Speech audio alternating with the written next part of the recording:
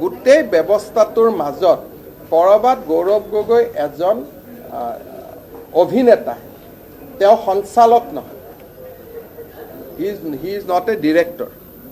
তেওঁ ট্ৰেপ হৈ যাব পাৰে নভবাকৈ, কৰবাত ফচি যাওঁ, আমি অসমীয়া যিটো কওঁ ফচি যাব পাৰে, কৰবাত তেওঁ ট্ৰেপ হৈ যাব পাৰে। গতিকে গোটেই বিষয়টো আমি গৌৰৱ গগৈক সহানুভূতি সহকাৰে লৈয়ে গোটেই বিষয়টো আমি বিচাৰ কৰিম।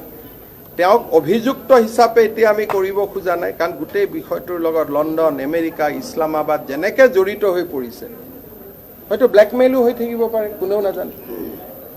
গতিকে গোটেই বিষয়টো বহুতখিনি চিৰিয়াছলি ডিপ ইনভেষ্টিগেশ্যনৰ প্ৰয়োজন। কেবিনেটত ইতিমধ্যে আমি আলোচনা কৰিম। কেবিনেটৰ পিছত মোৰ ব্ৰিফিং হ'ব, আপোনালোকে ব্ৰিফিঙত পাব। আপোনাক জ্যেষ্ঠ কংগ্ৰেছ নেতা জয়ৰাম ৰমেশে কৈছে যে আপোনাৰ ওপৰত আইনীভাৱে ব্যৱস্থা গ্ৰহণ কৰিব। মোৰ ওপৰত মইনো কোন? মইতো দেশৰ সাৰ্বভৌমত্বৰ কাৰণে কাম কৰিছোঁ, এইটো মুখ্যমন্ত্ৰীৰ দায়িত্ব। খালি আইনী ব্যৱস্থা ল'ম বুলি নকৈ লৈ দিব লাগে, তেতিয়া আৰু এখন প্লেটফৰ্ম আমি পাম। এই কথাবিলাক এতিয়া ধৰক মই যদি অকলে আলোচনা কৰি থাকোঁ, কোনোবাই মোক ক'ব যে পলিটিকেল আছে। কোৰ্টত বিষয়টো আলোচনা হ'লেতো পলিটিকেল বুলি ক'ব নোৱাৰিব। সেইকাৰণে মোৰ টুইটত চাব, মই ৱেলকাম কৰিছোঁ, কাৰণ ময়ো মানুহৰ মাজত এটা ধাৰণা দিব খোজা নাই যে কিবা এটা গৌৰৱ গগৈক ৰাজনৈতিক প্ৰতিদ্বন্দ্বী হিচাপে এইটো কৰি থকা হৈছে। গতিকে গৌৰৱ গগৈ যদি কোৰ্টত যায়, এইটো আমাৰ কাৰণে ভাল হ'ব। তেতিয়া আমাৰ তথ্যখিনিও আমি কোৰ্টত দি দিম, তেতিয়া জাজে ডিচাইড কৰিব, তেতিয়া কোনো মানুহে একো ক'বই নোৱাৰিব। তেতিয়া পলিটিকেল বুলি কোৱা শব্দটো নোহোৱা হৈ যাব। সেইকাৰণে কালি আপোনালোকে চাব দুখন ফটো, দুইখনেই পাকিস্তান দূতাবাসৰ ফটো। দুইজনতে দুটা মোচনত মানুহজন বহি আছে। আৰে এখন ফটো ছেভ কৰিছে। আৰে য'ত MP জনে নিজে টুইট কৰি দিছে যে মই সেইদিনত এম্বেচিত থকাটো হয়, তাৰপিছত ইয়াত কোনোবা অনুৰাগীৰ এইটো দায়িত্ব হ'ব পাৰে নেকি? যেতিয়া মানুহজনে নিজেই কৈ দিছে যে মই যোৱাটো হয়, কোনটো চিটত অলপ বেকাকৈ বহিছে, চিধাকৈ বহিছে, সেইটোতো বিতৰ্ক নহয়।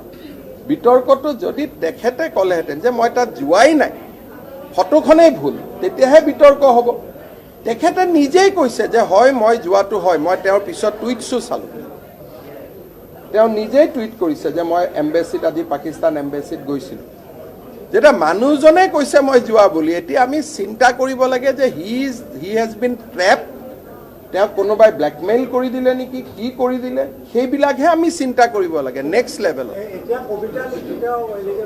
চক, প্ৰথম কথাটো হ'ল যে কবিতা বা এইবিলাক স্থান নিজৰ জেগাত থাকে। এতিয়া কাজিৰঙাত যোন টুৰিষ্ট যায়, তেওঁকো মুগা মেখেলা পিন্ধাই দিলে, তেওঁ বিহু নাচে। কিন্তু ISI এক্টিভিটিৰ লগত বিহু নাচৰ কথাটো মই ভাবোঁ যে ইট ইজ নট এ, যেতিয়া মই মুখ্যমন্ত্ৰী হিচাপে এই কথাখিনি দায়িত্ব সহকাৰে কৈ আছোঁ, তাৰমানে মই ইয়াত তুলুঙা কৰিব খোজা নাই আৰু মই পলিটিকেলো কৰিব খোজা নাই।